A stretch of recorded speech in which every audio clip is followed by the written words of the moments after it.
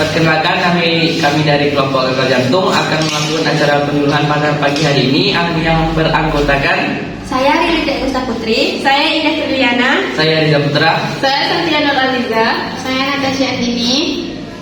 Di sini kami akan melakukan penyuluhan dengan materi terapi diet dan aktivitas pada pasien gagal jantung. Selamat istirahat. Assalamualaikum warahmatullahi wabarakatuh. Waalaikumsalam warahmatullahi wabarakatuh. Selamat siang pada Bapak Ibu yang telah hadir pada penyuluhan kali ini. Perkenalkan, saya Riri Degusta Putri. Baiklah Bapak Ibu, di penyuluhan kali ini saya bersama tim saya akan melakukan penyuluhan tentang terapi diet pada gagal jantung yang beranggotakan Santia sebagai presentator, Adiza Putra sebagai fasilitator, Indah Triliana sebagai observer, dan Natasha Andini sebagai fasilitator 2. Baiklah Bapak Ibu, untuk penyuluhan kali ini untuk kontrak waktunya selama 20 menit ke depan. Tepatnya di sini saja. Apakah Bapak Ibu semua menyetujui? Setuju, Bu. Untuk bahasa yang digunakan, kita sepakati bahasa Indonesia. Gimana Bapak Ibu? Baik, Bu. Tujuan penyuluhan kali ini yaitu memberikan informasi kepada Bapak Ibu tentang gimana terapi diet pada pasien gagal jantung. Selanjutnya, sistematika penyuluhan diawali dengan pembukaan dari moderator yang sedang berlangsung. Selanjutnya, penyampaian materi dari presentator, yaitu Santia. Kepada Santia dipersilahkan. Baik semua, Assalamualaikum warahmatullahi wabarakatuh. Waalaikumsalam warahmatullahi wabarakatuh. Saya Santia Nuraliza akan menjadi presentator pada penyuluhan kali ini. Baik, penyuluhan kita yaitu tentang gagal jantung, terapi diet pada gagal jantung. Baik, sebelum kita masuk pada materi penyuluhan, Bapak Ibu tahu nggak apa itu gagal jantung? Iya Ibu, apa Ibu tahu gagal jantung Bu? Kurang tahu Bu. Baik Ibu, terima kasih atas pendapatnya ya Bu ya. Selanjutnya kita masuk pada gagal jantung, yaitu pengertiannya. Gagal jantung adalah suatu keadaan patofisiologi di mana jantung gagal mempertahankan sirkulasi yang dibuat untuk kebutuhan tubuh. Meskipun tekanan pengisian cukup, ongkowi gaya dan wanita gaya menurutnya. Selanjutnya, gagal jantung adalah sindrom klinis, yaitu sekumpulan tanda dan gejala yang ditandai oleh sesak nafas dan hati gue. Selanjutnya, dan secara etiologi, gagal jantung ini dikelompokkan sebagai berikut. Ada disfusi miokard. Ibu-ibu tahu nggak disfusi miokard ini apa? Tidak Bu. Baik Ibu, disfusi miokard ini adalah beban tekanan berlebihan pembelahan sistolik.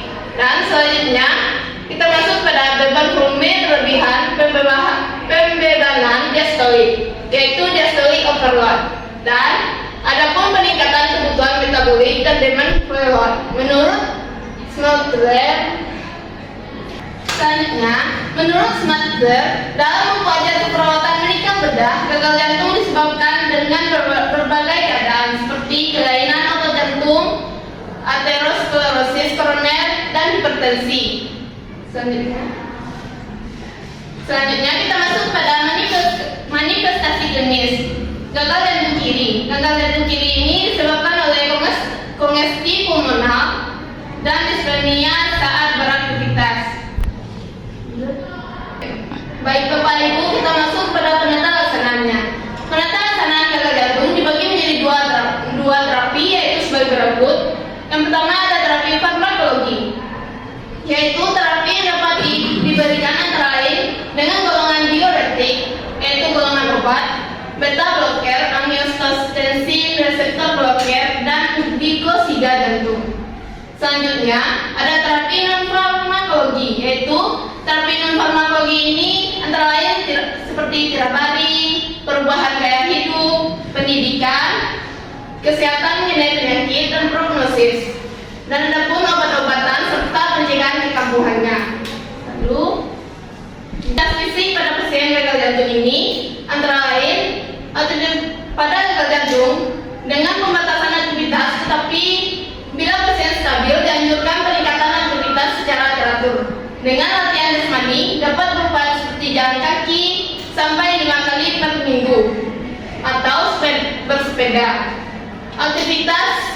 yang dapat meningkatkan kapasitas paru-paru dan sirkulasi darah kita. Ini berarti jantung akan lebih efisien dalam memompa darah ke seluruh tubuh dan mengurangi beban kerja pada organ jantung tersebut. Olahraga dapat membantu mengendalikan tekanan darah kita. Adapun diet pasien gagal jantung. Dalam diet pada pasien gagal jantung ini dapat mengatur menu makanan sangat dianjurkan bagi penderita gagal jantung dengan menghindari dan membatasi makanan yang dapat menyebabkan kadar kolesterol tinggi serta meningkatkan tekanan darah sehingga penderita tidak mengalami stroke dan infarksi jantung. Adapun dengan adanya diet jantung ini kita dapat memberikan makanan secukupnya tanpa memberatkan kerja jantung kita. Nah, menurunkan berat badan bila terlalu gemuk dan mencegah atau menghilangkan penimbunan garam atau air pada tubuh kita. Lanjut.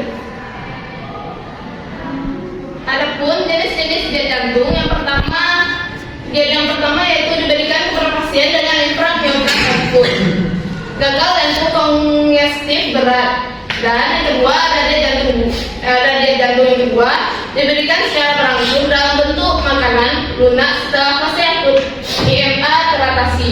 Yang ketiga yaitu diet jantung diberikan dengan makanan perpindahan dari diet jantung 2 ke yang ketiga.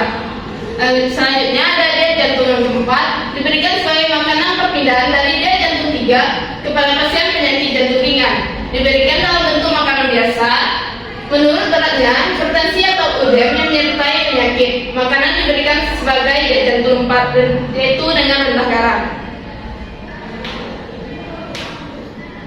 Baik, materi dari penyuluhan kami saya kembalikan kepada moderator. Baiklah, terima kasih kita ucapkan kepada Ibu Santia yang telah memberikan penyuluhan pada kali ini. Nah, Bapak Ibu, bagaimana? Apakah sudah cukup menambah wawasan Bapak Ibu semua? Saya sudah, Bu. Apakah dari yang Bapak Ibu yang lain ada pertanyaan? Silakan, Kak. Apa rekomendasi makanan untuk orang dengan terapi diet pada gagal jantung? Baik, mungkin pertanyaan Bapak akan dijawab oleh rekan saya. Kepada Anissa dipersilakan. Baiklah Pak, saya akan menjawab pertanyaan Bapak tadi. Orang yang menjalani terapi diet untuk gagal jantung sebaiknya memilih makanan yang rendah sodium atau garam. Contohnya lemak jenuh dan tinggi serat. Contoh sayurannya seperti sayur-sayuran, buah-buahan, ikan yang berlemak rendah seperti salmon, daging tanpa lemak seperti dada ayam, produk susu rendah lemak atau tanpa lemak bisa juga Bapak. Yang ketujuh kacang-kacangan. Yang ke-8 biji untuk atau seperti beras merah. Hindari makanan tinggi sodium ya Bapak, karena itu adalah makanan yang tinggi garam. Karena itu adalah yang akan mengakibatkan gagal jantung itu kambuh. Selanjutnya selalu konsultasikan dengan dokter atau ahli gizi untuk mendapatkan rekomendasi yang sesuai dengan kondisi Bapak. Sekian Bapak. Terima kasih kepada Bapak Ariza. Apakah Bapak bisa ditanggapi, Pak?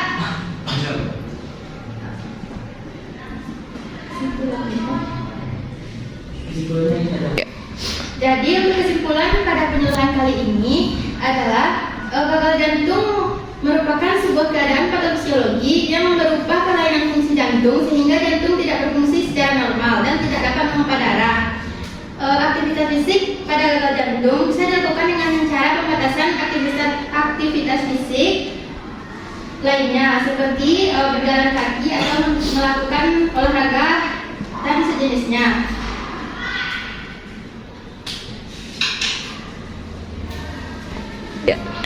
Baiklah Bapak Ibu, mungkin sekian penyuluhan kita pada kali ini. Saya sebagai moderator kami undur diri. Assalamualaikum warahmatullahi wabarakatuh. Waalaikumsalam warahmatullahi wabarakatuh. Selanjutnya kepada observer dipersilakan untuk menyampaikan hasil observasinya. Baik, jalannya penyuluhan sudah berjalan lancar. Waktu pelaksanaan dari jam 1 sampai jam setengah 2. Alat dan settingan tempat, laptop, fokus, tempat di kelas keperawatan, kegiatan masing-masing anggota, penyuluhan sesuai dengan tugas dan tanggung jawab masing-masing. Terima kasih Bu Indah. Apakah Bapak Ibu melakukan evaluasi untuk penyuluhan kita kali ini. Saya bisa, Bu. Dipersilakan, Bu. Evaluasi penyuluhan kali ini yang pertama yaitu moderator. Untuk moderator telah menjalankan tugasnya dengan baik dan sudah melaksanakan semua tanggung jawabnya. Kemudian presentator sudah menjalankan tugasnya dengan benar karena sudah melaksanakan tugas dan tanggung jawabnya. Lalu observer melaksanakan tugasnya dengan bagus dan sudah menjalankan semua tanggung jawabnya. Kemudian fasilitator sudah menjalankan tugasnya dengan baik dan tanggung jawab. Sekian yang bisa saya sampaikan. Terima kasih, Bu. Terima kasih telah menyaksikan acara penyuluhan kami pada pagi hari ini. Semoga Bapak Ibu menambah wawasan ataupun pengetahuan Bapak Ibu. Sekian, terima kasih. Assalamualaikum warahmatullahi wabarakatuh.